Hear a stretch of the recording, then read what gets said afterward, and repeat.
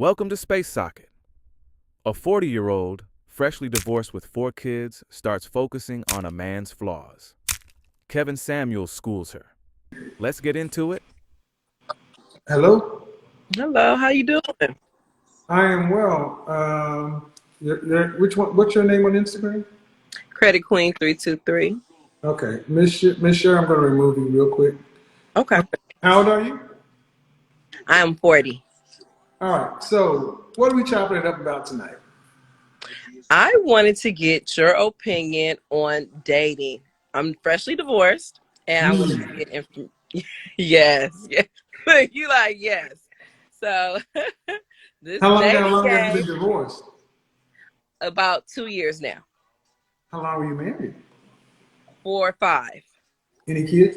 Yes, 2. Hmm. How old is the Actually, young? 2 with him, but I have 4. I have 4 total. I have 2 adult children and 2 smaller kids. How old is the youngest? The youngest is 5.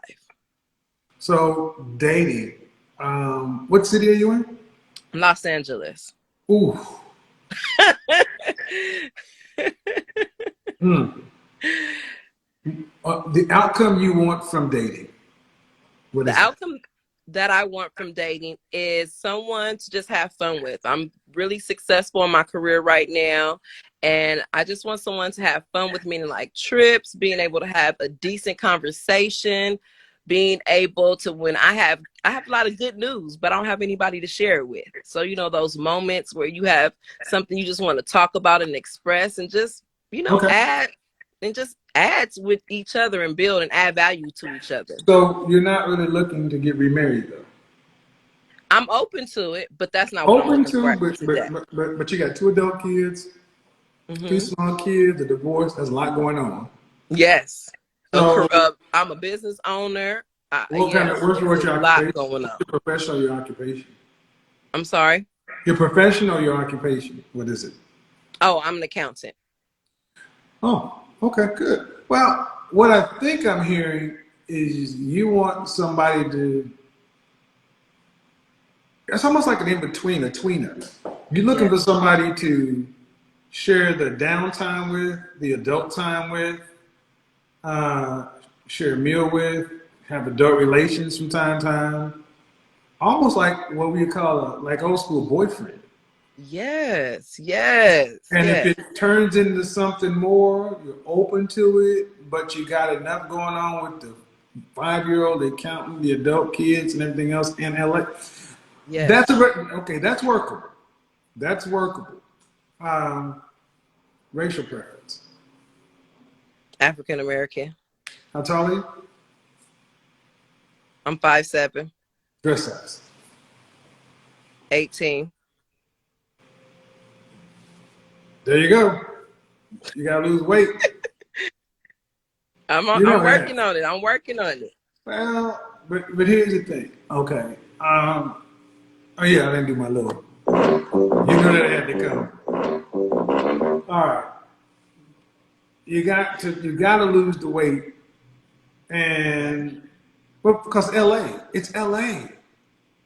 Yes. Um, and if, for people who ain't been to LA and Miami LA and Miami and New York City are hard places to be unattractive, especially LA. So, when's the last time you were active? And Like, meaning in what way? when I'm in LA, I always see people walking, running. When's the last time you were like a dress size 8? High school. All right. Well, do you going to the gym? Yes, I go to the gym. You have a personal trainer? No, I don't have a personal trainer. Hire one. Hire a personal trainer. Join Group X classes. Do stuff. Going to the gym by yourself. The gym is a social place. Go Yes. someplace and turn this into a lifestyle. Cycling. Something that requires you to get outside and be social, to where you can exercise, lose weight, and interact with people. Now, Go ahead.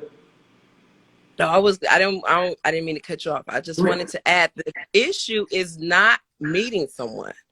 the crazy thing is, I get a lot of, I meet a lot of people when I go out, when I'm driving. It's always meeting someone's always, but they're just not of quality. So is that the issue? So is that tied into the issues that the men that I'm attracted Well, is yeah, based on the well, yeah. I mean, if you don't, where are you meeting these people? everywhere, store, uh, car wash. I mean, everywhere you I mean, go, you meet I think it's someone. fair to say that let's say you like McDonald's. McDonald's on this side of town is different than McDonald's on close to Rodeo Drive. It's about Hmm. proximity, um, and you get to pick. Just because you meet these people don't mean you got to allow them into your life. But I think ladies always are talking about you want a higher caliber men. You got to start where you are. So Yes. what about you keeps drawing these? What about you that says, "Hey, approach me"? Why isn't the investment banker approaching me? Why isn't the entrepreneur approaching me? Mm. Because they're all That. out there, right? Yep. Um, would you say that? Have you ever heard from anybody you're with if have a masculine or aggressive kind of feel? If I have a masculine or aggressive feel, Mm-hmm. I haven't heard that. I haven't heard that Have I you, was. who filed for divorce? I did. On what grounds? He left. He left. I filed for divorce, but he left. He walked out. Well, I would say that start.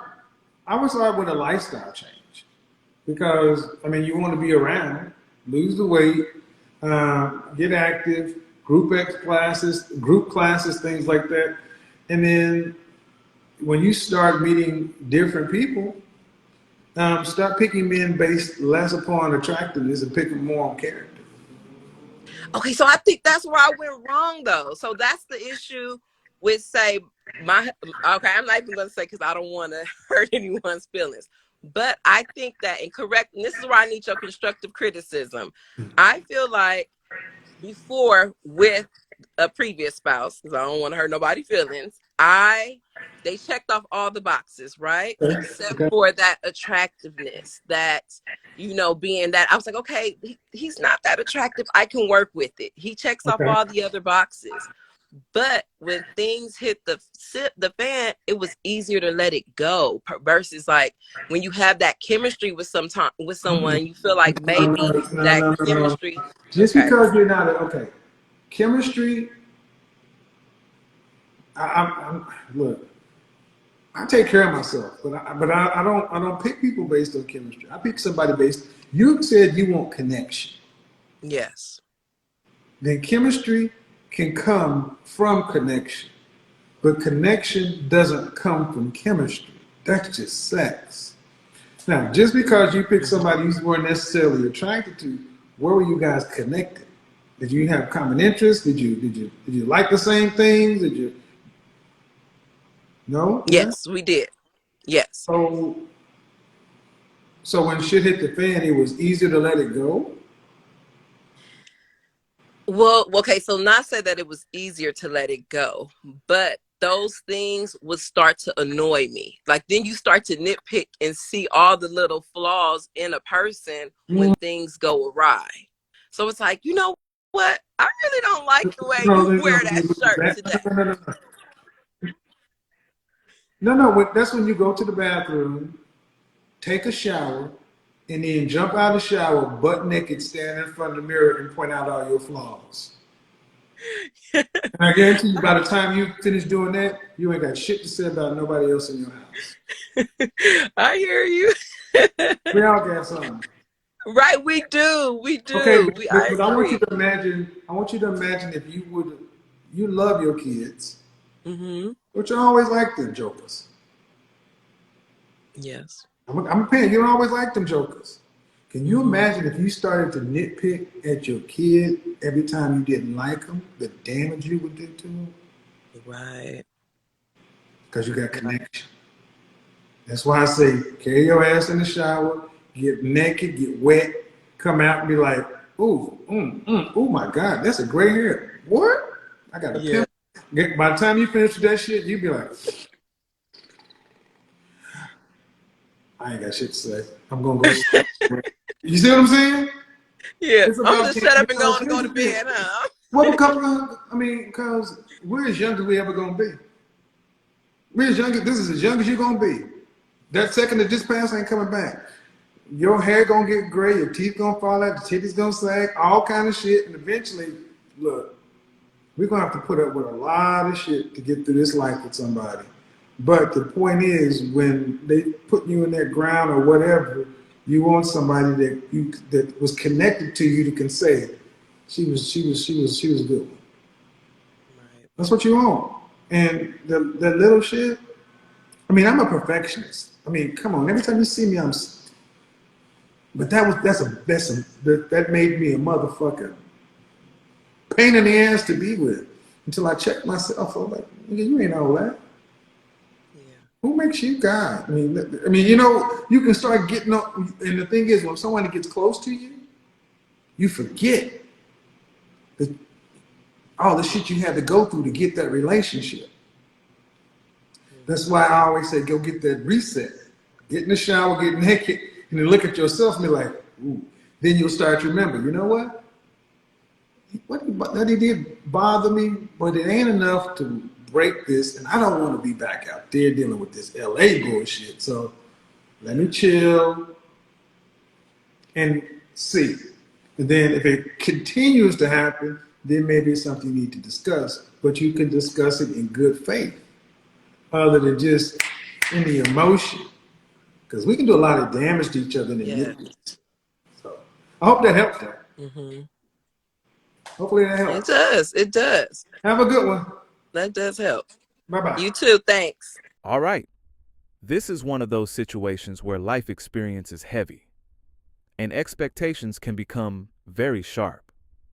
Coming out of a divorce with 4 kids means there's already a lot of responsibility and emotional history in play. But this is where Kevin Samuels typically redirects the conversation.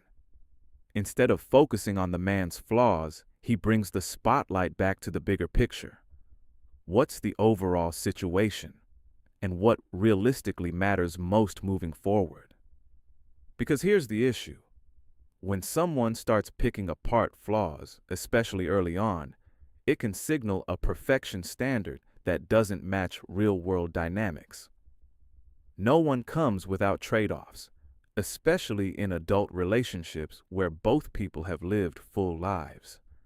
Now, this is where the schooling happens. Kevin would likely point out that with 4 children and a recent divorce, the priority often shifts from perfection to stability, compatibility, and cooperation. Because a man stepping into that situation isn't just entering a relationship, he's stepping into a full structure that requires patience, responsibility, and understanding. So the question becomes, are you evaluating based on what truly matters?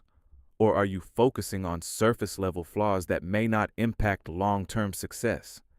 And that's the key shift. At a certain stage in life, especially with added responsibilities, the focus tends to move from ideal preferences to practical alignment. Kevin's approach in moments like this is about recalibration, not lowering standards, but refining them to reflect reality, priorities, and what actually creates a stable environment. Because constantly highlighting flaws can push away viable partners who may actually bring value where it counts.